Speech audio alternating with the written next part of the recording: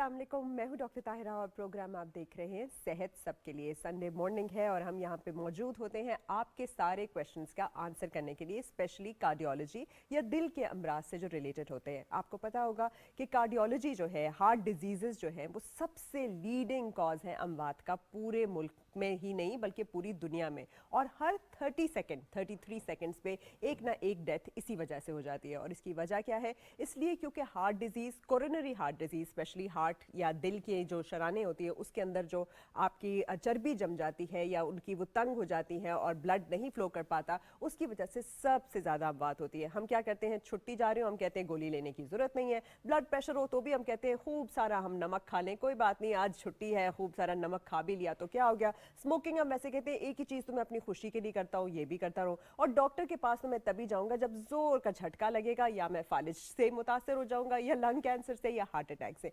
Unfortunately ये हमारा mindset है और हम दुनिया भर के लोगों पे एतबार करते हैं पर अपने डॉक्टर पे नहीं। तो आज हम यहाँ पे मौजूद हैं, आप लोग कॉल कर सकते हैं, पूछ सकते हैं अगर आपको दिल की कोई भी अलामात हो या आप दिल के मरीज हैं, आपके टेस्ट हैं, आपके रिपोर्ट्स हैं, डॉक्टर साहब यहाँ मौजूद हैं। बेशक जितनी भी रोड्स क्लोज्ड हो, हमारे पास कार्डियोलॉजिस्ट मौजूद हैं जो आपके आंसर्स जो हैं वो सारे के सारे देंगे। बहुत बहुत शुक्रिया डॉक्टर अजहर महमूद कियानी जनरल साहब हमारे साथ हैं। कैसे हैं सर आप? अल्हम्दुलिल्लाह जी, बिल्कुल ठीक पहले है। तो ये बताइए ना कि छुट्टी जा रहे हैं, दवाई छोड़ दी ठीक है, छुट्टी जा रहे हैं, बिरयानी खा ली खूब नमक वाली, और छुट्टी जा रहे हैं तो वहां पे जो कोई भी मौजूद है उससे पूछ लिया क्या करना है, डॉक्टर को नहीं फोन किया या ना नहीं पूछा, इसका क्या करें?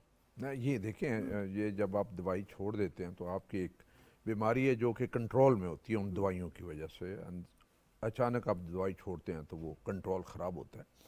और चाहे आपके दिल की बीमारी है, ब्लड प्रेशर है या शुगर है, एकदम जंप करते हैं। वो जब वो जंप करते हैं तो पूरे सिस्टम को डिस्टर्ब कर देते हैं। और ज़्यादातर उस वक्त लोग इमरजेंसी में हॉस्पिटल में आते हैं। किसी को ज़्यादा ब्लड प्रेशर होने की वजह से आँख की रग फटकी, नज़र चली गई, किसी को फालिज का अटैक हो गया, ऊपर की रग फट गई या क्लॉट चला गया, किसी को हार्ट फेलियर या हार्ट अटैक हो गया, हाई ब्लड प्रेशर हो, किसी के गुर्दे फेल हो गए। ये चीज़ें ऐसी हैं जो इमरजेंसीज हैं जिनसे आप बच सकते हैं और आपको ये नहीं होगी अगर अपनी दवाई बाकायदगी से लें। मैं हमेशा कहता हूँ कि आप खाना तो ज़रूर खाते हैं, नाश्ता भी करते हैं, दोपहर का खाना भी, शाम का। आप खाने के साथ उससे लिंक कर दें कि जब मैं नाश्ता करूँगा या खाना खाऊंगा मैं साथ ही गोली अपनी ले लूँगा, तो आप भूलते नहीं हैं। वो आप उस वक्त दवाई ले लेते हैं। तो मैं हमेशा मरीज़ को कहता हूँ कि खाना खाना भूल जाएं, दवाई खाना ना भूलें। आप कभी इमरजेंसी में अस्पताल नहीं जाएंगे, आप हमेशा एक फॉलोअप के लिए ओपीडी में जाएंगे और आपको कोई इमरजेंसी नहीं होगी। और बीमारी से बचने, देखें ना, आपके पास अफोर्डेबिलिटी पैसे नहीं है, आप कोई और काम लगे हुए हैं, घर वाले और मसरूफ हैं, अचानक इमरजेंसी बन जाती है जो कि इमरजेंसी नहीं होनी चाहिए थी अगर आप दवाई खाते रहते रंग हैं। में भंग आपकी वजह से डल गया, अच्छी खासी सेलिब्रेशन जो है वो खराब हो जाती है, सारी दुनिया आपके पीछे लग जाती है। तो ये मत कीजिए और किसी की सेलिब्रेशन मत खराब कीजिए। कॉलर की जानिब बढ़ते हैं। जी अस्सलाम वालेकुम, कौन है हमारे साथ और कहां से हैं? जी मैं अरशद अली कौन है बात हमारे कर रहा साथ, हूँ। कहां से? अरशद अली बात कर रहा हूँ जिला अच्छा, बहावल कॉलर की भी आवाज नहीं आ रही यहाँ पे, लगता है कॉल जी। शायद ड्रॉप हो गई है। अच्छा नहीं डॉक्टर साहब नहीं मुझे ये बताइए, चले दवाई भी छोड़ दी, एक्सरसाइज तो वैसे ही नहीं करते, डाइट भी हमारी बुरी ही है, लेकिन हम जो है बहुत ज़्यादा हमारे यहाँ स्ट्रोक का इंसिडेंस है ना, क्योंकि देखिए बाहर भी तो इतने सारे दिल के मरीज होते हैं लेकिन इतना ज़्यादा फालिज नहीं होता। यहाँ पे तो पूरी की पूरा नेशन ही फालिज से मुतासर होकर एक बोझ बना हुआ है इकोनॉमी के ऊपर भी। तो थोड़ा सा ये जो स्ट्रोक प्रिवेंशन है इसके ऊपर थोड़ी सी बात कर लें। देखिए, उसमें स्ट्रोक की वजूहत होती हैं। एक तो मेन जो वजूहत है कि आप सिगरेट पीते हैं तो आपको स्ट्रोक होने के चांसेस हैं। आपको ब्लड प्रेशर है और अनकंट्रोल ब्लड प्रेशर, अगर ब्लड प्रेशर हो और आपने कंट्रोल करके रखा हुआ तो फिर चांसेस नहीं होते, कम होते हैं स्ट्रोक होने के। इसी तरह अगर आपको शुगर है और शुगर आप कंट्रोल नहीं करके रखते तो आपको स्ट्रोक हो सकता है। सिगरेट पीने वालों को होता है, जिनका वज़न ज़्यादा हो उनको होता है, जो चिकनाई, जिनकी खुराक में चिकनाई बहुत ज़्यादा हो, गोश्त बहुत ज़्यादा हो, शुगरी चीज़ें यानी मीठी चीज़ें बहुत ज़्यादा हो, शरबत बहुत ज़्यादा हो, उनमें ये होने के चांसेस होते हैं। और जो फिज़िकल इनएक्टिविटी ना करें, यानी कि हिले जुले ही ना, वर्जिश ना करें, उनमें ज़्यादा चांस। या जिनकी फैमिली में हो, कुछ लोगों को होता है कि फैमिली में, और कुछ का पैदाइशी तौर पर कोई एनोरिज्म्स होते हैं, उसकी वजह से प्रॉब्लम हो जाता है। इन चीज़ों से बचा जा सकता है अगर आप डूज एंड डोंट्स जो हैं, यानी जो चीज़ें नहीं करने वाली वो ना करें, जो करने वाली हैं उस पर अमल करें और अपनी दवाई बाकायदगी से खाएं, तो इससे आप बचे रह सकते हैं। अब जिसको ब्लड प्रेशर है उसको ब्लड प्रेशर हमेशा कोशिश ये करे कि 140/90 से नीचे करके रखे। जिसको शुगर है अपनी शुगर को 120 से सुबह बगैर खाए पिए फास्टिंग जो है उससे ऊपर ना जाने दें, और शाम वाली शुगर 160 से ऊपर ना जाने दें।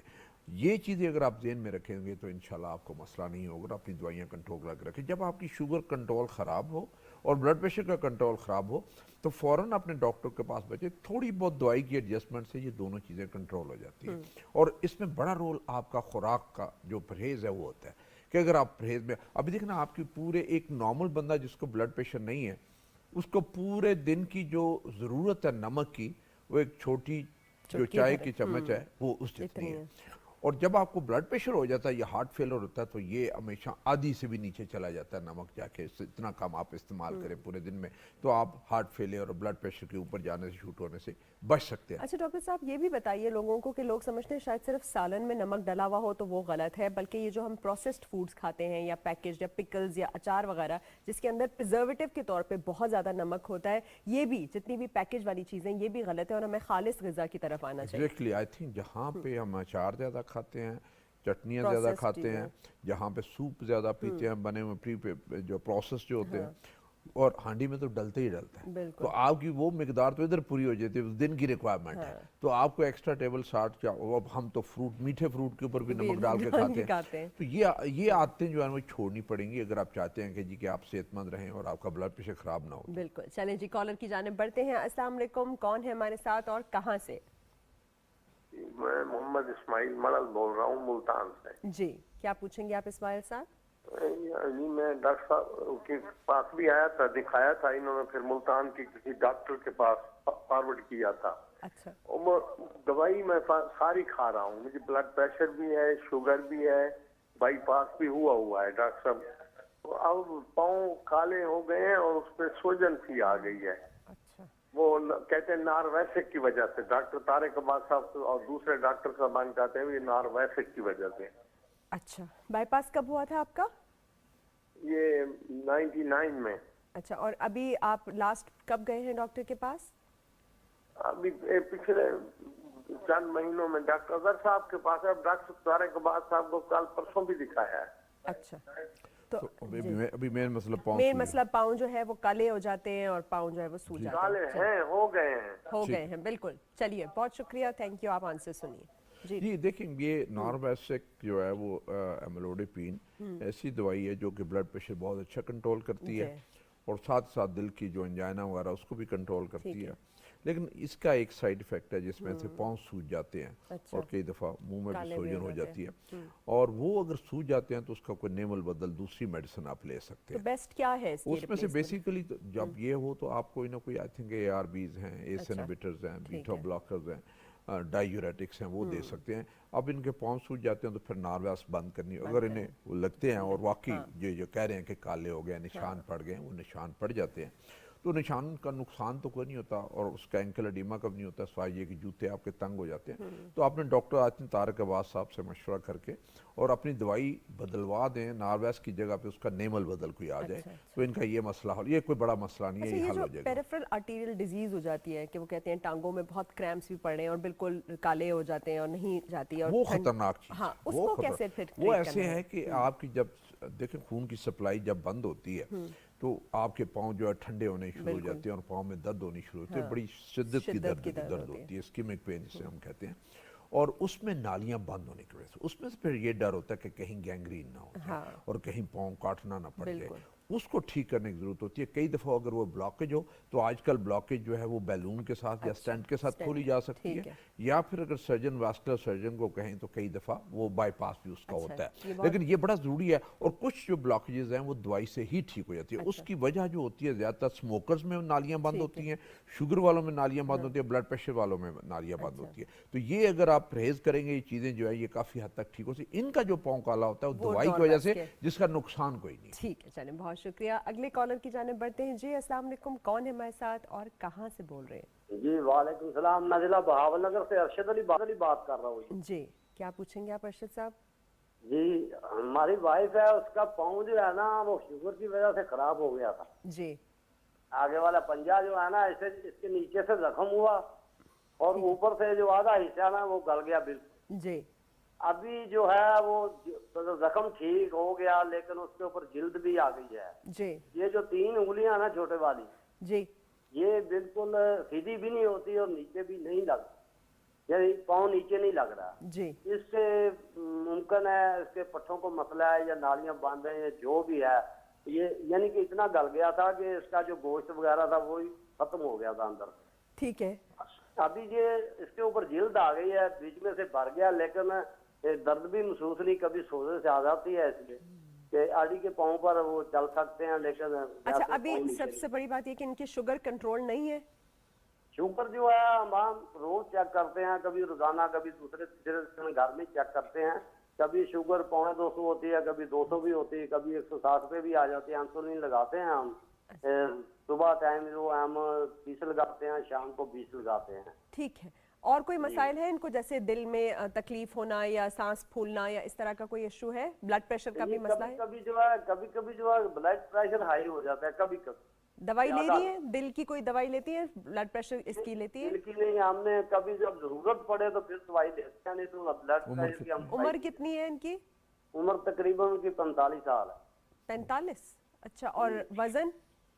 वजन तकरीबन यही होगा 50 किलो के करीब। अच्छा, चलें, बहुत शुक्रिया। ये तो बड़ी यंग सी हैं और वेट भी ज़्यादा नहीं है, डायबिटिक देखिए है। हम जो पहले बात कर रहे थे कि अगर ये शुरू से शुगर कंट्रोल करके रखती तो ये नौबत पाँव के जख्म वाली नहीं आनी थी, और ये जो अभी कहते हैं दर्द होता है ये भी नहीं होना था, जो सुन्न हो जाता है ये भी नहीं होना था। ये सारा शुगर की वजह से है।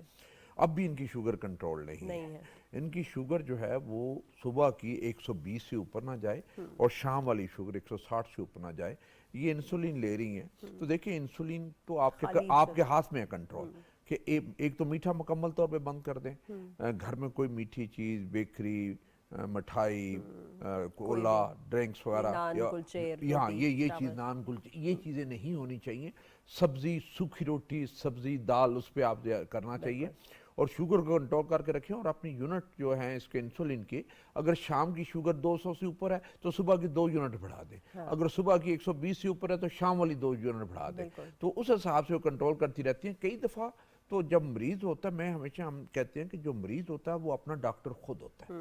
आप एक दफ़ा तो डॉक्टर के पास जाते हैं, वो आपको गाइड कर देता है कि इस तरीके से आपने इंसुलिन लगानी है, फिर ऊपर नीचे अपने कंट्रोल के हिसाब से खुद करना है। और आपको खुद पता होना चाहिए कि शाम वाली ज़्यादा हो गई है तो मैंने सुबह की 2 यूनिट बढ़ानी है, और अगर सुबह की ज़्यादा हुई है तो शाम वाली 2 यूनिट बढ़ानी है। तो ये कंट्रोल खुद करें।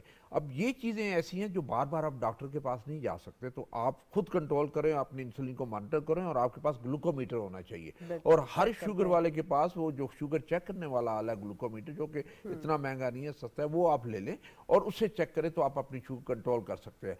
अब आप जब हो जाता है डैमेज, नुकसान हो जाता है शुगर का, तो हम उसे वापस नहीं ला सकते। अब वो पाँव खराब है तो काटना पड़ेगा, नाली बंद है तो उस नाली को कई दफा नहीं खोल सकते। अगर नर्व जल गई है या उसकी जो है वो न्यूरोपैथी हो गई है तो आप उसका कुछ नहीं कर सकते, और ये बड़ा अजाब होता है। देखिए पाँव का जलना, पाँव का दर्द, रात को टांगों में तकलीफ होना, आप सो ना सकना, आपको परेशान कर देता है। उस परेशानी से बचने के लिए बड़ा ज़रूरी है कि अपनी शुगर को पहले दिन से, जिस दिन पता चले कि शुगर हो गई है, पहले दिन से कंट्रोल करके रखेंगे तो आपको ये सारी तकलीफ नहीं होगी। और शुगर की वजह से ही दिल भी मुतासर होता है और इसकी वजह से दिल की तकलीफ भी होती है। जी, कॉलर की जानिब बढ़ते हैं। अस्सलाम वालेकुम। अस्सलाम वालेकुम। जी, कौन बोल रहे हो, कहाँ से बोल रहे हैं? मर्दान से बोल रहा हूँ, सरदार नाम है मेरा। जी, पूछिए, क्या पूछिए? मेरा डॉक्टर साहब से ये सवाल है। सर जी, मेरी वाइफ है, उसको 2-3 साल पहले उसको उसकी बीपी आई हुई थी जी, रोजों में जी। तो तकरीबन 240, 150, 240, 160 थी, इस तरह। ठीक है। तो उसके बाद वो मेडिसिन दी है, 8 स्पेशलिस्ट को दिखाए यहाँ पे कॉम्प्लेक्स में जी, तो उसने कार्डिनेट वगैरह और उस तरह की कुछ चीजें उसने लिख के दी है। जी, अभी 2-3 साल हो गए उसको। इस तरह होता है कि ये सुबह उठती है तो उसकी सांस 1-2 मिनट के लिए फूल जाती है, जी, और फिर दिन में सही तकरीबन ठीक होती है। और ये राइट साइड पे सीने में ना दर्द होती है, कुछ भी नहीं, लेकिन वो कह रही है कि यहाँ पे मामूली सा वो थकावट सी नहीं होती, वो होती है। उम्र कितनी है इनकी? उम्र इनकी है कोई 40। और शुगर भी है इनको? शुगर नहीं है। वजन अच्छा, और वजन इनका कितना है? वजन तकरीबन 75-80। अब ब्लड प्रेशर कितना और रहता ब्लड प्रेशर अब कितना रहता है? कंट्रोल्ड है अभी? अब ब्लड प्रेशर ये बाई 4G लेती है दिन को एक बार सुबह, जी तो अभी कंट्रोल है। और पहले ये चेक भी नहीं करती थी, कुछ भी नहीं। ठीक और गांव में हम रहते हैं तो इसी वजह से इसका ब्लड प्रेशर हम चेक नहीं करते, ठीक है। तो उसकी वजह से ये हुई है। फिर अभी तकरीबन है, आज चेक करवाई है 140-80। 140-80, बहुत शुक्रिया। और इनका एको हुआ था, एको हुआ था इनका लास्ट जब आप गए थे? अल्ट्रासाउंड हार्ट का जो उन्होंने अल्ट्रासाउंड किया, कोई किया थे उन्होंने टेस्ट? हाँ, इसने टेस्ट वेस्ट करवाए हैं। उसमें कह रहे हैं कि इसकी शरीयान जो है ना वो ब्लड प्रेशर की वजह से प्रेस हुई है। ठीक है, चलें, बहुत शुक्रिया, थैंक यू। आई थिंक इनका बहुत हाई ब्लड प्रेशर 240/150, ये तो इमरजेंसी है। आई थिंक वो ब्लड की हाइपरटेंसिव इमरजेंसी जिसे हम कहते हैं वो वाली, और उसको नीचे लाना पड़ता है। और उसमें डर होता है स्ट्रोक का, इसी में गुर्दे अचानक फेल हो जाते हैं, हार्ट अटैक हो जाता है। सांस जो उनकी फूलती आई थी वो ब्लड प्रेशर की वजह से, और कई दफ़ा फिजिकल इनएक्टिविटी की वजह से फूल जाती है, और कई दफ़ा डायस्टोलिक डिसफंक्शन हम कहते हैं ब्लड प्रेशर की वजह से हो जाता है। और कुछ अरसे के लिए पेशाब आवर गोली या डायूरेटिक जो है वो देना पड़ता है ताकि उनकी सांस ठीक हो जाए। सुबह कहते हैं उठने पे, अदरवाइज दिन के वक्त वो ठीक रहती हैं। एको जानना बहुत ज़रूरी है, क्योंकि अगर ज़्यादा अरसे के लिए आपका ब्लड प्रेशर हाई रहे तो आपका हार्ट एनलार्ज हो जाता है वहाँ, और वो फिर और फेलियर में चला जाता है। और वो अगर आप ब्लड प्रेशर को कंट्रोल करेंगे तो अपने नॉर्मल साइज में रहता है। और जिसे हम कार्डियोमायोपैथी, हाइपरटेंसिव कार्डियोमायोपैथी कहते हैं, कि उसके ब्लड प्रेशर की वजह से कार्डियोमायोपैथी हो गई। और उसमें से अगर ब्लड प्रेशर कंट्रोल रखे तो ये कार्डियोमायोपैथी नहीं होगा। इन्हें चाहिए कि डॉक्टर साहब को दिखाएं और पेशाब आवर गोली जो है, जो सुबह की सांस है, उसके लिए वो गोली ले लें। अदरवाइज अब इनका ब्लड प्रेशर जो है वो ठीक है, जो उन्होंने बताया 140/80 है। इस गोली के साथ ट्राइफोर्ज है, एक ही गोली लेती हैं और ये ठीक रहेगा। अगर वो डॉक्टर साहब कहेंगे जी कि इसकी डायूरेटिक या पेशाब आवर गोली की ज़रूरत नहीं है, 1 हफ्ता ले लें ताकि सांस इनके 1 हफ्ता या 2 हफ्ते ले लें तो सांस ठीक हो जाए, फिर वो पेशाब बंद कर दें। फिर ये ट्राइफोर्ज जो गोली है इसको जारी रखें। तो ये जो ये कह रहे हैं कि वो दब रही है, नहीं, वो आई थिंक वो जब तक वो सही रिपोर्ट ना पता नहीं होगा। अब इनका मेन मसला सिर्फ ब्लड प्रेशर है। अच्छा। वजन इनका 80 है, वजन ज़रा 10 kg के करीब ज़रा कम कर लें। वजन इनका ज़्यादा है, वॉक करें, नमक की कम इस्तेमाल करें, हांडी में थोड़ा किसी चीज़ का नमक लगा के ना खाएं, बड़े गोश्त का कम इस्तेमाल करें, चिकनाई वाली चीज़ें कम करें, और रोटी चपाती आदि कर दें, और मीठी चीज़ें जो है बहुत ही कम कर दें ताकि इनका वजन कंट्रोल हो।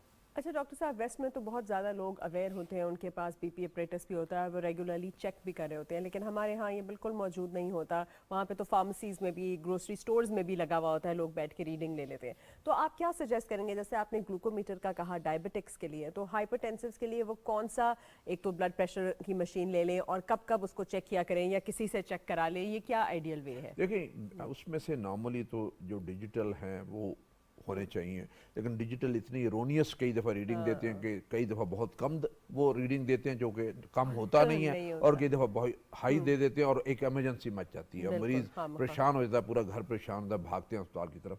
उसमें से बेस्ट ये होता है जी कि अगर अच्छा कोई एक कैलिब्रेटेड आपके पास डिजिटल है वो तो ठीक है, वरना गांव में या किसी जगह भी किसी के पास पारे वाला, मरकरी वाला जो ब्लड प्रेशर है, वो स्टैंड वाला या डायल वाला जो है, और वो है, उससे आप चेक करवा लें। और जब भी आप डॉक्टर के पास बुखार या उसके लिए जाएं तो डॉक्टर को एक बात ज़रूर कहें कि मेरा ब्लड प्रेशर चेक करके मेरे नुस्खे पे लिख दें। लिखना बहुत ज़रूरी है, ताकि वो कहता है हाई या लो है, उसका कोई मतलब नहीं होता। कई दफ़ा नॉर्मल होता है, उसे कहता है हाई है, कई दफ़ा कहता है लो है, वो भी नॉर्मल होता है, लेकिन वो लिख देता है तो उससे पता चलता है, एक रीडिंग आ जाती है, आपको पता चलता है कि हाई था, ये लो था। तो ये जब भी हर आई थिंक प्रोग्राम सुनने वालों को ये मेरा मशवरा है कि जब भी आप डॉक्टर, नज़ला, जुकाम, पेट खराब हुआ गए, डॉक्टर साहब को कहेंगे डॉक्टर साहब मेरा ब्लड प्रेशर चेक करके इसके ऊपर मेडिकेट पे लिख दें। पहले वो वजन और ब्लड प्रेशर वगैरह कर लेना चाहिए डॉक्टर से भेजने से पहले। जी अस्सलाम वालेकुम जी, कौन बोल रहे हैं और कहाँ से बोल रहे हैं? कॉलर की जानिब है अब हम। जी मैं ज़हीर बोल रहा हूँ इस्लामाबाद से। जी ज़हीर साहब। मैडम ये है कि डॉक्टर साहब से एडवाइस दी थी कि मेरा ब्लड प्रेशर की मैं मेडिसिन पे हूँ एक्सपोर्ज जी। अभी मेरा पिछले चंद दिन से, तकरीबन 10 दिन से मेरा ब्लड प्रेशर लोअर साइड में जा रहा है, यानी मेरा 106, 65, 66 हो जाता है। ठीक है। तो ये इसी का वजह है कि मेरा लो साइड में जा रहा है। आप कितनी दवा ले रहे हैं? डोजेज क्या ले रहे हैं? कितनी दफा ले रहे हैं? ये है 60 और 5 mg की एक्सफोर्ज टैबलेट है नोवार्टिस की। ठीक है, और इसके साथ और भी कुछ ले रहे हैं? उसके साथ मैं डायबिटिक हूँ, वो डायबिटिक की जो रूटीन की मेडिसिन से ले रहा हूँ, तो मेरा एज 51 है जी। और वेट अराउंड 95 है। अच्छा। लेकिन ये कि बीपी अब मेरा लो जा रहा है, मैं रोजाना चेक करता हूँ तो 105, 66, 97। ठीक है, तो ये क्या एज वजह है? एज क्या बताइए आपने? 51। 51। जी, ठीक ठीक है, है, ठीक। ठीक है, बहुत शुक्रिया, thank you. Thank you. Thank you. जी, इनका ये देखें जो एक्सफोर जो है 2 स्ट्रेंथ में आती है, एक 5 में एक 10 में आती है, ये 5 ले रहे हैं 160 में ले रहे हैं, और एक स्ट्रेंथ आती है 580 वाली।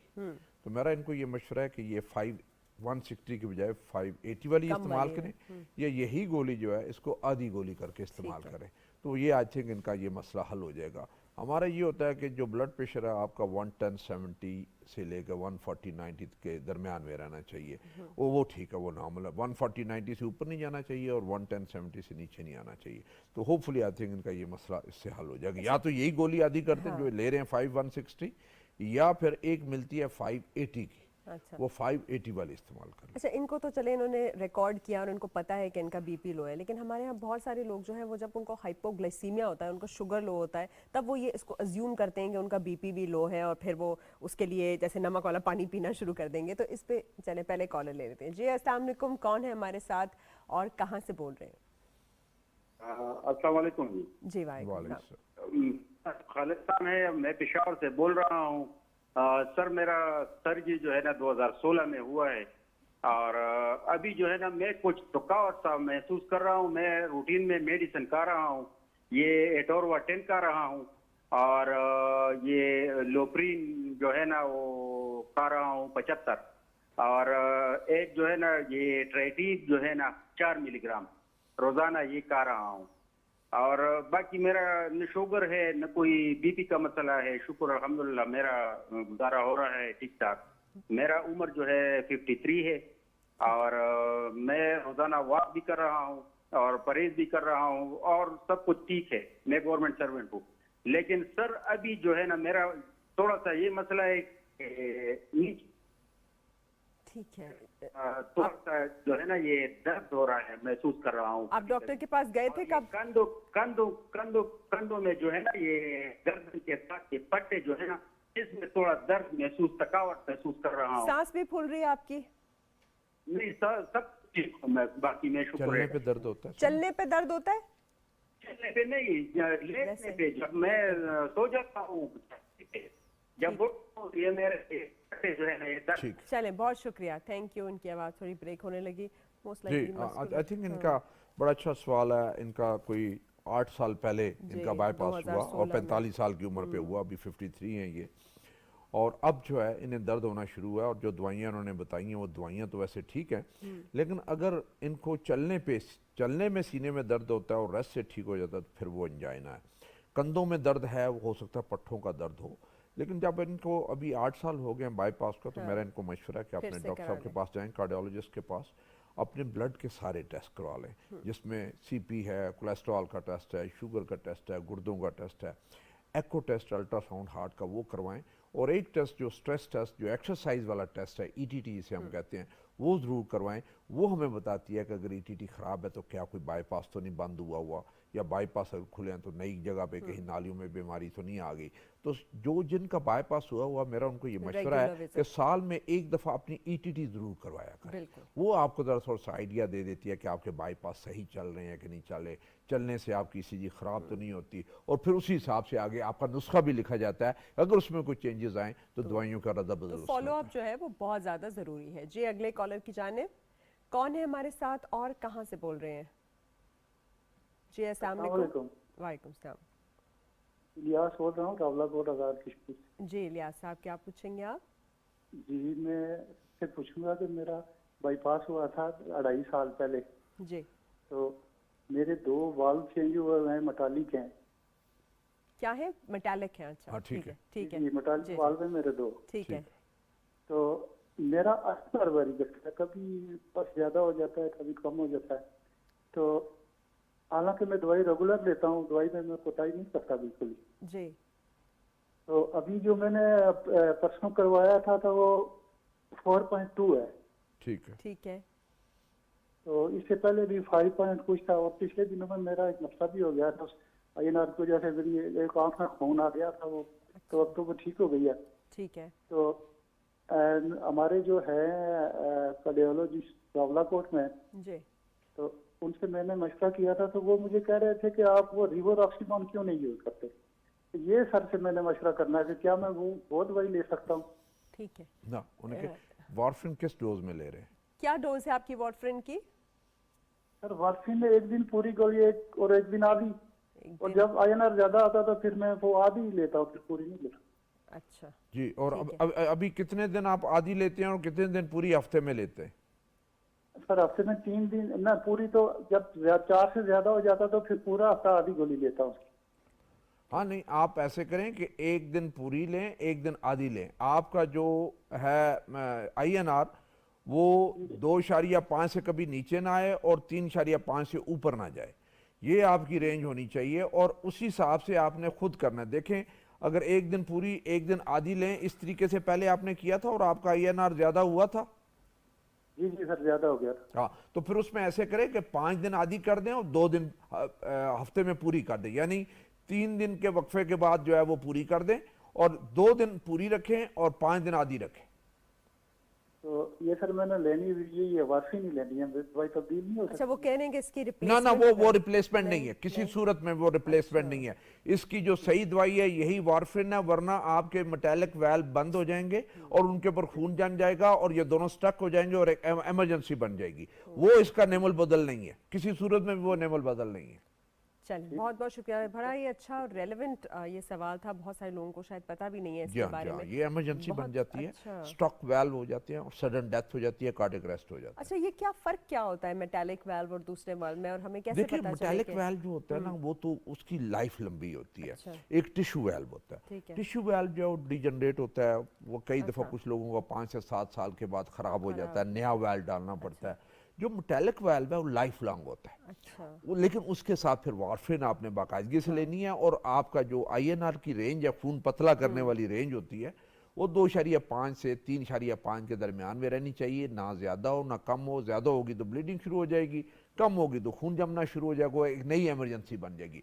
हमारे बहुत अच्छे पेशेंट जो अच्छे एजुकेटेड वाले पेशेंट होते हैं, वो अपने INR को खुद मैनेज करते हैं और वार्फिन की खुराक को ऊपर नीचे खुद कर लेते हैं। अच्छा, INR जैसे का भी मैंने टेस्ट कहा घर जी में कि हो जाता है? आपने वो जो वार्फिन है, कई दफ़ा होता ही है कि आप जब ज़्यादा सब्जी और ग्रीन वेजिटेबल लीफ जो है, सबज पत्ते वाली जो सब्जी लेते हैं, धनिया लेते हैं, पुदीना लेते हैं, तो इसमें से कई दफ़ा इसका कम हो जाता है, इसका असर कम हो जाता है। तो आपने खुराक में थोड़ा बहुत ऊपर नीचे होता है, लेकिन आपने उसी हिसाब से दवाई, इसमें डॉक्टर जो है मरीज खुद होता है कि मैंने अपने INR को वार्फिन की किस डोज से कंट्रोल करके रखना है। ये बड़ा इंपॉर्टेंट। नॉर्मली तो होता ही है कि ऐसे पेशेंट जिनका मेटालिक वाल्व का होता है, उन्हें पहले एजुकेट किया जाता है, उनकी एक ड्रिल या एक्सरसाइज होती है सर्जरी से पहले कि ये वार्फिन है, ये हम आपको शुरू कर रहे हैं, ये ऊपर नीचे होगी और इस तरीके से आपने इसकी जो खुराक है वो एडजस्ट करनी है। फिर साथ उनको एक खुराक का चार्ट दिया जाता है कि अगर ये खुराक खाएंगे तो इसका असर कम हो जाएगा और ये खुराक खाएंगे तो हो सकता है इसका असर ज़्यादा हो जाए। फिर चंद दवाइयाँ होती हैं जिनका इंटरेक्शन होता है इसके साथ, वार्फिन के साथ। वो कुछ दवाइयाँ इसके असर को कम करती हैं और कुछ दवाइयाँ इसके असर को ज़्यादा करती हैं। वो डॉक्टर जो दवाई दे रहा होता है, उसको मरीज़ ने बताना होता है, जी मैं वार्फिन ले रहा हूँ, क्या ये मेरी वार्फिन के असर पे ये दवाई असर तो नहीं करेगी, तो मुझे आप एडवाइस कर दें। तो ये चीज़ें बड़ी इंपॉर्टेंट जो पेशेंट को पता होनी चाहिए। और ये INR खुद ही ये मेजर कर सकते हैं घर उसके पे? इस ग्लूकोमीटर की तरह इसका भी आला आ गया, और वो आला आ गया, लेकिन हैदरा थोड़ा सा महंगा, 25-30 हज़ार का वो आला है। अच्छा, एक आप घर में रह के, लेकिन ये ज़रूरी है, ये बहुत ज़रूरी है, और ये कंपनी खुद प्रोवाइड करती है, और उसमें से INR खुद भी कर सकते हैं। या फिर आपकी एक नज़दीक कोई अच्छी लेबॉर्ट्री, रिलायबल लेबॉर्ट्री हो, क्योंकि आपकी लाइफ डिपेंड करती है आपके INR पे। अगर सही चेक ना हुआ, ज़्यादा डोज होगी तो आपकी ब्लीडिंग शुरू हो जाएगी, आंख में ब्लीडिंग, पेशाब, छोटे पेशाब में ब्लीडिंग, बड़े पेशाब में ब्लीडिंग, नाक से ब्लीडिंग शुरू हो जाती है, और अगर कम हुआ तो स्टक वाल्व हो जाएगा। तो ये बड़ा डेलिकेट बैलेंस होता है जो आपने रखना होता है, और मरीज को एजुकेट करना होता है, और उसे पता होना चाहिए कि मेरे घर के नज़दीक लेबॉर्ट्री अच्छी कौन सी है जहाँ से मैं अपना INR करवा सकता हूँ। एक बॉन्ड भी एस्टैब्लिश कर लेना, ताकि जब आपको ऐसा कोई सूरत हाल हो तो आप जा सकें। जी अस्सलाम वालेकुम, कौन बोल रहे हैं और कहाँ से? वालेकुम सलाम, मैडम उधर से बात कर रहा हूँ, बेंबर से। जी पूछिए। नहीं तो मेरा मसला ये है, मैं कोई 10-15-20 कदम जब चलता हूँ मेरा सांस फूल जाता है ना, जी। उसके साथ पसीना आ जाता है और ये दिल की राइट साइड पे बहुत ज्यादा दर्द महसूस हो जाता है। उम्र क्या है आपकी? मेरी 28 भी है। और सिगरेट पीते हैं आप? नहीं मैडम, सिगरेट तो नहीं और आपने कोई टेस्ट नहीं कराया जाके हार्ट का? नहीं मैडम, अभी तक तो कोई नहीं करवाया। वजन कितना है आपका? मेरा 70 kg है। ब्लड प्रेशर या डायबिटीज है आपको? मैडम इसमें कोई चेकअप डॉक्टर से नहीं कराया, आपसे मशवरा ले रहा था किस डॉक्टर के पास जाना चाहिए, क्या करना चाहिए। चलें, किस डॉक्टर के पास जाना चाहिए अभी आपको बता देते हैं। उसमें नॉर्मली आई थिंक कई दफ़ा तो होता ही है बहुत कि आप शुक्रिया। ज़्यादा चलें ना, वर्जिश ना करें तो आप थोड़ा चलने से सांस फूल जाता है। लेकिन कई दफ़ा होता है कि आपको कोई ऐसी बीमारी होती है, पैदाइशी तौर पे दिल की बीमारी या फेफड़ों की कोई बीमारी होती है जिससे आपकी सांस फूल जाती है। तो जैसे आपने कहा कि टेस्ट चेक जाके अपने डॉक्टर से ज़रूर करवाने चाहिए, अपने छाती का एक्सरे ज़रूर करवा लेना चाहिए और ईसीजी करवा लें और खून के टेस्ट। कई दफ़ा खून की कमी होती है, हीमोग्लोबिन कम होती है, उससे भी सांस फूल जाती है। कई दफ़ा शुगर निकल आती है, कई दफ़ा आपके गुर्दों का टेस्ट खराब निकल आता है, उसकी वजह से सांस फूल जाती है। तो ये टेस्ट बेसलाइन जो टेस्ट करवाने हैं ये बड़े ज़रूरी होते हैं, वो हमें गाइड करते हैं कि आपको कैसे ट्रीटमेंट करना है। तो बेसिकली पहले आप एक जनरल फिजिशियन के पास जाएं, ये सारे के सारे ब्लड टेस्ट, एक्सरे, ईसीजी और सारा कुछ ईटीटी वो करवा लें और उसके बाद अगर ज़रूरत पेश आए तो फिर आप कार्डियोलॉजिस्ट या दिल के डॉक्टर के पास जा सकते हैं। अगले कॉलर की जानिब बढ़ते हैं। जी अस्सलाम वालेकुम। जी कौन है हमारे साथ और कहाँ से बोल रहे हैं? हेलो जी बोलिए। जी अस्सलाम वालेकुम, डॉक्टर साहब फारूक बोल रहा हूँ लाहौर से। जी वालेकुम सलाम, बताइए। जी डॉक्टर साहब, मुझे असल में प्रॉब्लम है अंजाना का। तो मेरे 5 स्टंट पड़े हुए हैं बेसिकली। तो आई एम टेकिंग ये लोप्लेट प्लस भी ले रहा हूँ और उसके साथ लिपिगेट ले रहा हूँ 20 mg की, कनकोर 2.5, जोपेंट लेता हूँ, सस्टैग है 2.6 है, रनोला है 500 mg सुबह है, 500 शाम को है और साथ इसके वो जाडी ले रहा हूँ उसके लिए शुगर के लिए। तो सम टाइम सेरोफ्ट भी ले लेता हूँ। तो मुझे भी मेडिसिन तो मैं रेगुलर ले रहा हूँ, उसमें तो देयर इज नो डाउट, वो रेगुलर यूज भी कर रहा हूँ, मगर सम टाइम मुझे वो अंजाना हो जाता है। कल था, मुझे रात को वह हॉस्पिटल गया हूँ तो उन्होंने मुझे फिर नेप्रोल का इंजेक्शन लगाया, उसमें थोड़ा सा फर्क पड़ा है अभी। I am not feeling that better जिस तरह होना चाहिए। थोड़ी सी चेस्ट में टाइटनेस इंजेक्शन है और उसकी वजह से थोड़ा सा वो। ये जो आपने कहा कि 5 स्टेंट हैं, आखिरी दफा आपको स्टेंट कब पड़ा था? लास्ट ईयर पड़ा था। जी एज बता दीजिए अपनी। जी मेरी एज 60 है। 60। जी उसमें आई थिंक आपके सवाल का जवाब देते हैं। आपको 5 स्टेंट पड़े हुए हैं और इसमें आपका लो प्लेट का रेगुलर जारी रखना बहुत ज़रूरी है। उसमें आई थिंक डॉक्टर साहब जिन्होंने आपके स्टेंट डाले हैं वो बेहतर जानते होंगे कि आपकी ये जो 5 स्टेंट डले हैं ये तो डले ही डले हैं, बाकी किसी और ब्रांच या किसी नाली में और ब्लॉकेज तो नहीं था जो आपको ये एंजाइना दे सकता है। उसमें से बेस्ट ये होता है कि जी कि अगर आप मैक्सिमम मेन्यू पे हैं, जो दवाइयाँ आप ले रहे हैं ये मैक्सिमम है जो एक कार्डियोलॉजिस्ट दे सकता है और इसके बाद फिर स्टडी करना पड़ता है। अगर आपको इसके बावजूद अंजाइना हो रहा है, एक आपका स्ट्रेस टेस्ट या थैलीम हो जाना चाहिए और फिर उसमें या तो सीटी एंजियो आपका होना चाहिए या फिर आपकी प्रॉपर एंजियोग्राफी होनी चाहिए। पता चले कि आपके जो 5 स्टेंट डले उनमें से कोई स्टेंट बंद तो नहीं हो गया जो आपको इस तरीके से पेन दे रहा है, क्योंकि आप दवाइयाँ तो सारी ले रहे हैं, इसमें कोई दवाई बाकी बची नहीं है। तो इसलिए आपको चाहिए कि डॉक्टर साहब के पास जाएं, या तो अपनी सीटी एंजियो करवा लें या एक दफ़ा एंजियोग्राफी करवा लें। ये जो रोज़ाना इमरजेंसी में जाने वाला है ये कम आपका हो जाए, पता चल जाए कोई इशू अगर है तो उस इशू को सॉर्ट आउट करना चाहिए और उसका इलाज होना चाहिए, बजाय ये कि आप फिर रोज़ाना जो ऐसे भाग रहे हो अस्पताल की तरफ। तो मेरा आपको ये मशवरा है कि एक दफ़ा इन दोनों टेस्ट में से एक टेस्ट अपने कार्डियोलॉजिस्ट के पास जाके करवा लें। अच्छा डॉक्टर साहब, इन्होंने कहा ना मुझे एंजाइना होता है, अब हम हर वक्त कह रहे होते हैं कि आप हरकत करें, एक्सरसाइज करें, तो कोई इंसान है जिसे एंजाइना की तकलीफ है तो वो फिर एक्सरसाइज कैसे करे? वो नहीं कर सकता। ये आपकी बात बिल्कुल ठीक है। कई दफ़ा होता ही है कि आपको उस तरीके से एंजाइना या नाली बंद नहीं होती और आप जो ही वॉक शुरू करते हैं या पैदल चलते हैं तो आपका वो स्पैज़म में चली जाती है आर्टरी, और जो ही आप चलते हैं तो उस स्पैज़म हट जाता है और ठीक हो जाता है। तो ऐसे लोगों को चाहिए कि चलने से 5 मिनट पहले ज़ुबान के नीचे एंजिसिड रखें। अच्छा। ताकि वो इफेक्ट ही ना हो और वो आप आराम से वॉक कर सकें। और इसी तरह कुछ लोगों को खाने के बाद हो जाता है, तो कुछ लोगों को ऐसे ही होता है कि वो ऐसे सेंसिटिव होते हैं कि खाना खाते हैं तो जाना शुरू हो जाता है, अदरवाइज इतनी सिग्निफिकेंट ब्लॉकेज नहीं होती। उनको भी चाहिए कि खाने से पहले 5 मिनट पहले एंजिसिड ले लें और फिर खाना खाएं। लेकिन इनका क्योंकि ये एजुकेटेड पेशेंट्स हैं, मैक्सिमम मेडिसिन पे हैं, इन्हें पता है एंजाइना क्या होता है, चलने पे सीने में दर्द हो, खाना खाने के बाद दर्द तो हो, strenuous आप activity वॉक को करें, avoid सीढ़ियाँ करें। चढ़ें, वजनी चीज़ उठाएं उससे दर्द हो, ज़्यादा बोलें, फ़ोन ज़्यादा सुने दर्द हो, तो ये एंजाइना है। इनको फिर अपना पूरे का पूरा जो है एवेल्युएट करवाने की ज़रूरत है। और इनमें से या तो इनकी सीटी एंजियो, अब मैं इन्हें एडवाइस करूंगा इनके 5 स्टेंट डलवाएं, सीटी की बजाय आप प्रॉपर एंजियो करवा लें। 15 मिनट का एक टेस्ट है, आपको क्लियर पिक्चर आ जाएगी और फिर आपको भी पिक्चर पता चल जाएगी, डॉक्टर को भी पता चल जाएगी और दोनों को पता होगा कि आगे करना क्या है। बिल्कुल। चलिए कॉलर की तरफ बढ़ते हैं। जी अस्सलाम वालेकुम, कौन है हमारे साथ और कहाँ से हैं? अस्सलाम वालेकुम जी, मैं पेशावर से इरफान बात कर रहा हूँ। जी पूछिए। मेरी घरवाली के कुछ वाल में मसला है, तो डॉक्टर ने उसे ऑपरेशन के जरिए चेंज करने का कहा है। अच्छा। उसमें हमें ये कहा गया कि कुछ कहते हैं मेटालिक वाल डलवाएं और कुछ लोग कहते हैं कोई टिश्यू से बना हुआ वाल होता है वो डलवाएं। जी। तो मशवरा ये लेना था कि कौन सा इसमें बेहतर रहेगा, क्योंकि इनको जरा दांतों से ब्लीडिंग का मसला है।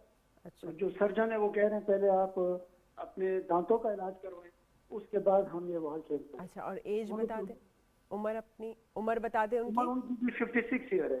50। और डायबिटिक भी है वो? नहीं डायबिटिक नहीं है, ब्लड प्रेशर थोड़ा बहुत रेज्ड है उनका। ठीक है जी देखिए, जी, बहुत शुक्रिया। ख्वातीन में हम ज़रा थोड़े से केयरफुल होते हैं शुरू में, जब प्रोडक्टिव ईयर्स होते हैं, यानी आपने फैमिली अभी तो बनानी है, 56 बच्चे होने हैं, है। तो ये 56 है, उस वक्त हम टिश्यू वाल्व का कहते हैं। ठीक है। कि क्योंकि वारफिन जो है टेराटोजेनिक इफेक्ट है उसके, नहीं हो सकता। एबनॉर्मलिटीज़ बच्चे में एबनॉर्मलिटीज़ आ सकती हैं, तो वारफिन के इस्तेमाल से तो हम कहते हैं कि टिश्यू वाल्व।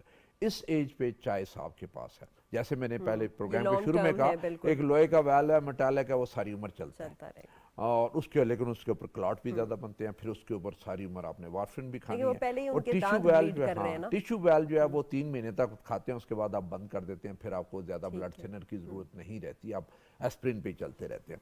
तो ये इन पे डिपेंड करता है कि क्या इनका अगर वाल्व, ये टिश्यू वाल्व डलवाते हैं और 5 से 7 साल या 8-10 साल के बाद वो खराब होता है, तो ये दोबारा तैयार होंगे दोबारा डलवाने के लिए, फिर तो टिश्यू वाल्व डलवा लें और वारफिन से बच सकते हैं। और अगर ये चाहते हैं कि नहीं हम दोबारा सर्जरी हमने नहीं करवानी, हमें एक ही वाल्व डालें जो चलता रहे और उसमें खराबी ना हो, तो वो फिर मेटालिक वाल्व डलवा। लेकिन अब पहले ही ब्लीडिंग हो रही है ना, तो फिर टिश्यू ही बेहतर है। और अगर ब्लीडिंग हो रही है, यस उसने ब्लीडिंग करता है। हाँ, कहा है ना कि उनके गम्स ब्लीड करते हैं हर वक्त। वो देखिए ना, वो बेसिकली तो एक जिंजिवाइटिस है, वो डेंटल ट्रीटमेंट करवाएं, डेंटल सर्जन देखे कि इससे ब्लीडिंग रुक सकती है कि नहीं रुक सकती, और अगर कोई और ब्लीडिंग डिसऑर्डर है फिर तो वारफिन नहीं होनी चाहिए, टिश्यू होनी चाहिए। लेकिन अगर गम वाली है वो तो ट्रीटेबल है, वो कोई ऐसा मसला नहीं होता। विटामिन सी वगैरह की कमी से भी हो जाती है। जी अस्सलाम वालेकुम।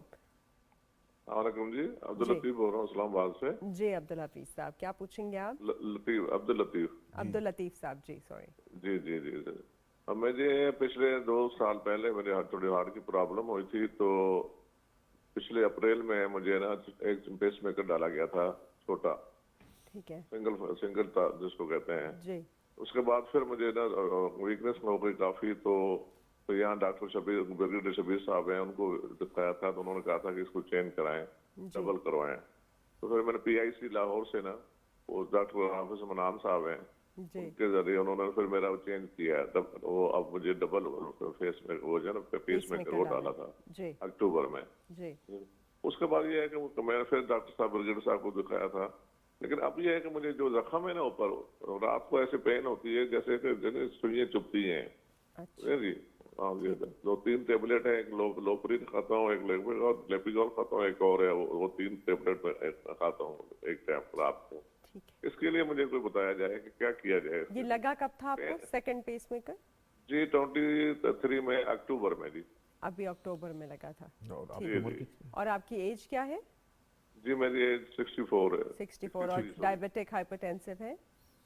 जी हल्की सी है। अच्छा चलिए, ज्यादा नहीं है। वो एमरल 2.500 एक लेता हूँ मैं। ठीक है, चलिए बहुत शुक्रिया, थैंक यू। आप आंसर सुनिए। जी आई थिंक एक तो उनकी एज ऐसी थी कि इनको शुरू से ही ड्यूल लगना चाहिए था, ड्यूल चैम्बर।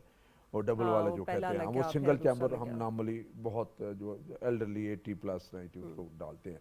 कोशिश ये होती है कि ड्यूल, क्योंकि उसका फ़ायदा ज़्यादा है। बहरहाल अब इन्होंने दूसरा लगवा लिया। और ये जो इनका इशू है, अगर तो ज़ख़म नहीं है उस जगह पे जहाँ पे पेसमेकर डला है, तो फिर इन्हें फ़िक्र करने वाली कोई बात नहीं। कुछ लोग बहुत सेंसिटिव होते हैं, जैसे हम बाईपास करते हैं तो उनकी खारिश रहती है या थोड़ी बहुत दर्द रहती है या फिर ड्राइनेस रहती है, वो इचिंग रहती है, यही चीज़ इसकी है। तो उसमें बेहतर ये होता है कि बहुत टाइट कपड़े जैसे बनियान वगैरह पहनते हैं या टाइट शर्ट पहनते हैं या मोटी शर्ट पहनते हैं, जो टच करते हैं उससे होता है। तो ये कोई ऐसी फिक्र वाली कोई बात नहीं। अगर ज़ख्म बिल्कुल ठीक है, ड्राई हो चुका है, कोई मसला नहीं है, तो फिर ठीक है। कई दफ़ा होता है कि ज़ख्म में से कई दफ़ा कोई लीड बाहर निकल आती है या थोड़ा सा पेस मेकर नज़र आना शुरू हो जाता है, वो थोड़ी सी स्किन उतर जाती है, वो ठीक करेक्ट करने वाली बात है। अगर ज़ख्म ठीक है, पूरी तरह कवर्ड है, कोई चीज़ बाहर नहीं है, तो इन्हें फिक्र करने की कोई बात नहीं। कोई ना कोई पेन किलर या कोई जेल वगैरह लगा लें, उस पे एलेंटोइन तो भी ठीक है। जी अस्सलाम वालेकुम, कौन बोल रहे हैं और कहाँ से बोल रहे हैं? वालेकुम अस्सलाम, अकरम कुरैशी एबटाबाद से। जी पूछिए। एबटाबाद से अकरम। जी जी क्या पूछेंगे आप अकरम साहब? मैं डॉक्टर साहब ही से स्टंट डलवाए थे पीडी रावल का 10-12 साल मेरे हो चुके हैं। पाक वर्जिश में डेली करता हूँ जी। तो मैं यही पूछ रहा हूँ, ये जो पानी की मिकदार है इसको कितना इस्तेमाल बंदा कर सकता है? 4 गिलास 5 गिलास ये कितना सा पी सकता हूँ? अच्छा दूसरी बात यह है कि मेरे 2 कजन है 2 हफ्ते के अंदर डेथ कर गए, बिल्कुल पतले और स्मार्ट थे। एक रावल जुम्मे वाले दिन रावल का डियाले में रात को पहुंचा, वो बेचारा इंजेक्शन लगा थोड़ी देर के, बिल्कुल नौजवान 40-45 साल का। दूसरा जो है चले एज ज्यादा थी उसकी और बिल्कुल पतला स्मार्ट था। ये क्या मसला है कि कोलेस्ट्रॉल लेवल आदमी कितने दिनों के बाद कितने महीनों के बाद चेक करें? ये मुझे जरूर बताएं। आपकी फैमिली में है हार्ट डिजीज? ये जितने भी हम बात नहीं, मेरी तो वालदा साहब थी, उनको हुई थी, लेकिन उससे हमें पता भी नहीं चला। लेकिन मेरे 2 भाई बिल्कुल नौजवान थे, दोनों हार्ट अटैक होके मर गए। अच्छा बिल्कुल दोनों। अच्छा अच्छा अच्छा चले मैंने स्टंट डलवाए डॉक्टर साहब सही डलवाए थे। कौन सी पानी की मिकदार का पूछ रहा हूँ, चले बहुत बहुत शुक्रिया। अच्छा सवाल है, बहुत ज़्यादा इनकी फैमिली के अंदर यंग डेथ्स भी हैं और फिर ये पानी का भी पूछ रहे हैं, इनके अपने भी स्टैंड्स चले हुए। आज के पानी वाला जवाब देता हूँ कि इनके कोशिश ये करें कि मिनिमम 6 से 8 गिलास या 8 से 10 गिलास पानी के ज़रूर होने चाहिए, वो हाइड्रेशन होती है। और कुछ लोगों को प्यास कम लगती है, जिनको प्यास ज़्यादा लगती है वो तो पी सकते हैं, लेकिन कुछ लोगों को प्यास कम लगती है, उन्हें कोशिश ये करना चाहिए कि 6 से 8 गिलास मिनिमम जो है दिन में वो ज़रूर पीने चाहिए। हाँ अगर आपका हार्ट फेल हो या गुर्दे फेल हो जिसमें आपकी पानी की मिकदार डॉक्टर कहता है कम इस्तेमाल करें, यस उस वक्त रेस्ट्रिक्शन होती है जी इतना पानी आप इस्तेमाल करें। इनका जो एक बहुत ही अलार्मिंग चीज़ है कि सडन डेथ इनकी फैमिली में बहुत ज़्यादा है। और वो सडन डेथ नहीं, देखें ये भी उसी फैमिली से हैं, इनको 12 साल से स्टंट डला हुआ है, ये अपनी दवाइयाँ खा रहे हैं, ये कॉन्शियस है, इन्हें बीमारी के बारे में पता और ये फर्स्ट क्लास चल रहे हैं। वो जो जिन कदम की इन्होंने बात की है, ये होता ये है कि आपको तकलीफ होती है, आप डॉक्टर के पास नहीं जाते। आपको सीने में दर्द हो रहा है, आप डॉक्टर के पास, आपको वार्निंग मिल रही है, आप डॉक्टर के पास नहीं जाते। तो फाइनली फिर आके जब वार्निंग मिल रही है उसके बाद ये एक दिन हार्ट अटैक होता है, दिल बंद हो जाता है और डेथ हो जाती है। ये जब आपको ये चाहिए कि जब आपको चलने से सीने में दर्द हो, बोझ हो, खाना खाएं सीने में बोझ हो, वजनी चीज़ उठाएं बोझ हो, कहीं गुस्सा करें तो सीने में बोझ आ जाए, तो ये दिल की अलामत है, ये हार्ट अटैक होने वाला होता है। और जायज़ को इग्नोर नहीं करना, फ़ौरन डॉक्टर के पास, और डॉक्टर भी कार्डियोलॉजिस्ट के पास जाना जो पहचाने कि आपका ये दिल वाला दर्द है, और फिर इन्वेस्टिगेशन हो जानी चाहिए और इन्वेस्टिगेशन में आपका इलाज शुरू हो जाना चाहिए। और इलाज जब शुरू हो जाता है तो आप इस हार्ट अटैक या सडन डेथ से बच सकते हैं। ये मरीज़ की सडन डेथ उस वक्त होती है जो लापरवाह मरीज़ होता है, उसे तकलीफ हो रही होती है, डॉक्टर के पास नहीं जाता या अपनी दवाइयाँ छोड़ होता है, उसकी सडन डेथ होती है। बिल्कुल, टाइमली डायग्नोसिस सेव्स लाइव्स। और अगले कॉलर की जाने पड़ते हैं। जी अस्सलाम वालेकुम। वालेकुम अस्सलाम। जी कौन बोल रहे हैं और कहाँ से बोल रहे हैं? सियाद बोल रहा हूँ हासिलपुर से। जी हासिलपुर से, क्या पूछेंगे आप? सर मैं अपना जो मेरी वाइफ है ना वो सफर करती है ना जब, तो उनके एक तो उनका ब्लड प्रेशर कम हो जाता है जी, और जो गला बैठ जाता है और सीने में तकलीफ होती है। ठीक है। हाँ उम्र क्या है उनकी? डॉक्टर को दिखाया। बस वो ये गला बिल्कुल बंद हो जाता है, आवाज बैठ जाती है। उम्र क्या है उनकी? ब्लड प्रेशर कम हो जाता है और जो है ना गला बैठ जाता है। चले आपने डॉक्टर को दिखाया है? दिखाया है, वो कहता है कि आपका ब्लड प्रेशर कम होता है इसलिए सारा मसला आ रहा है। नहीं, ब्लड प्रेशर कम होने से तो आपने क्या चेक किया था ब्लड प्रेशर? जी जी चेक करवाया था, 110/70 था। ठीक है, वो तो ठीक है। और उम्र बता दे उनकी? 45 साल। 45 चले बहुत शुक्रिया जी। क्योंकि ये भावनगर से थे मेरा ख्याल है। हाँ, इनका वजन कम पूछना भूल गए।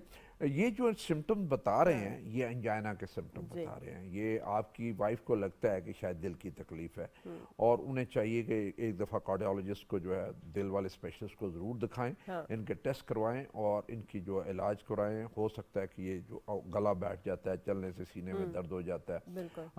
110-70 कम ब्लड प्रेशर नहीं है, वो नॉर्मल ब्लड प्रेशर है। हाँ, 90 से कम हो तो फिर हम कहते हैं जी कम ब्लड प्रेशर है, अदरवाइज इनका ये ब्लड प्रेशर ठीक ठाक है। और सफ़र जो है वो इन्हें पैदल चलाया करें। आई थिंक इनका सफ़र भी पैदल करवाया करें क्योंकि पैदल चलने की ज़रूरत है और इनका जो है मसला उससे काफ़ी हद तक बेहतर होगा। लेकिन ये सारा कुछ एक्सरसाइज करने से पहले बड़ा ज़रूरी है कि एक दफ़ा दिल के स्पेशलिस्ट को दिखाएं, वो एक दफ़ा शक निकालें कि इनकी दिल की तकलीफ तो नहीं है और इनके एको, ETT और जो बाकी टेस्ट है करने वाले वो करें। पहले क्लैरिफाई कर लें। जी अस्सलाम वालेकुम, कौन बोल रहे हैं और कहाँ से बोल रहे हैं? कॉलर की तरफ है अब हम। जी अस्सलाम वालेकुम। जी जी वालेकुम सलाम। मैं रियाज बात कर रहा हूँ वाकई से। मैंने डॉक्टर साहब से ये पूछना था कि 2017 में मेरे 3 स्टंट डले थे, उसके बाद 2022 में मेरा एक स्टंट और डाला गया।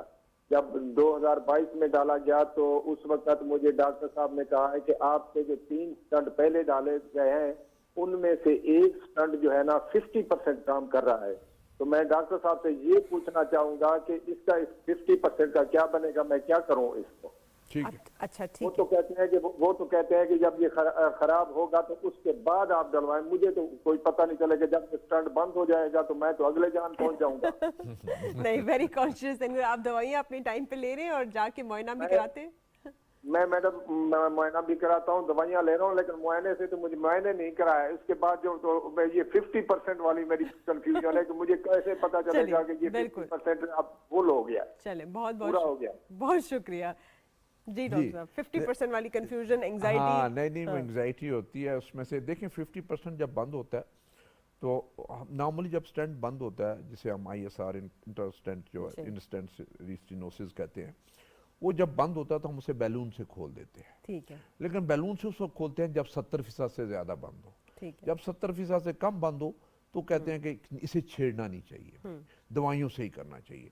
जब इन्हें ये जो 50% बंद है, दवाइयाँ अगर ये खा रहे हैं और दवाइयाँ खाने के बावजूद इन्हें चलने से सीने में दर्द या एंजाइना हो तो फिर खोलने की ज़रूरत होगी। वो इन्हें पता चलेगा जब ये चलेंगे। साल के साल अपनी ETT ज़रूर करवाएं या थैलियन स्कैन ज़रूर करवाएं, और जहां आपके ECG में चेंजेस आने शुरू हो गई या आपको तकलीफ होनी शुरू हो गई तो दैट मीन्स कि अब ज़रूरत है उस स्टेंट को खोलने की। तो ये अभी 50% फर्स्ट क्लास सेफ है। दवाइयाँ आप लेते रहे बाकायदगी से। उसमें एक एहतियात ज़रूर करनी होती है कि बहुत ज़्यादा कोई ज़ोर का काम ना करें, बहुत ज़्यादा कोई वजनी चीज़ ना उठाएं, भाग के सीढ़ियाँ ना चढ़ें, बहुत ज़्यादा कोई चढ़ाई ना चढ़ें, अकेले गाड़ी को धक्का ना मारें। ये चंद एक चीज़ें जो आपने अवॉइड करनी होती है। और कहीं अगर सीने में दर्द हो तो ज़ुबान के नीचे जो है वो एडजस्टेड रख लें। बेसिकली आपकी अपनी बॉडी आपको बता रही है कब रेड फ्लैग है। जी अस्सलाम वालेकुम, कौन बोल रहे हैं और कहाँ से बोल रहे हैं?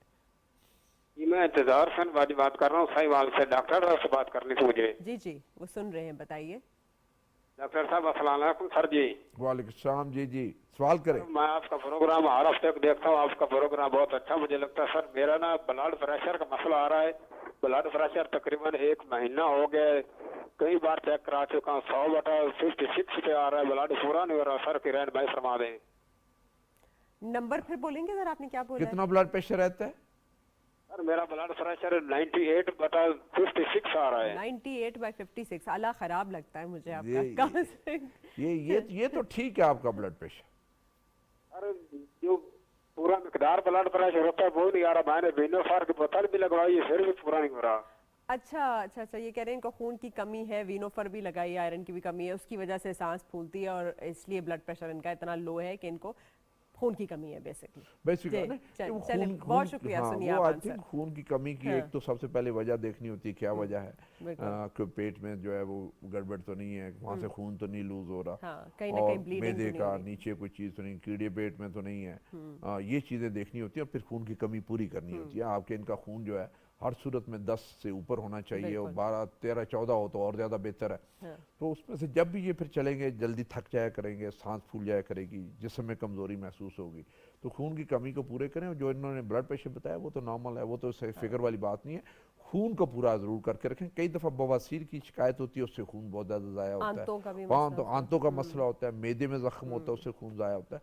ये चीज़ों एक वजह ज़रूर पता चलनी चाहिए कि आपका क्यों खून कम है, क्योंकि जब तक वो वजह ठीक नहीं होगी उस तक खून कम होता रहेगा और बार बार आप इंजेक्शन और ब्लड लगवाते रहेंगे। तो वो वजह का पता होना बहुत ज़रूरी है। बिल्कुल, जैसे डॉक्टर साहब ने कहा आपने एग्जैक्टली वैसे ही करना है। अच्छा डॉक्टर साहब, आप एक मैसेज दीजिए सारे लोगों को, हमारे व्यूअर्स को, कि वो बता सकें कि भाई आज आपने कौन कौन सी एक्सरसाइजेस करनी है और आज से कौन सा परहेज करना है, क्योंकि हम बोलते रहते हैं वो सुनते नहीं है, फिर से बोलते हैं। नहीं, उसमें मैसेज तो एक है जी कि अगर आप मरीज हैं तो अपनी दवाइयाँ बाकायदगी से खाएं। आपने शुगर ब्लड प्रेशर के मरीज हैं तो वो दवाइयाँ जो है उसे कंट्रोल करके रखें।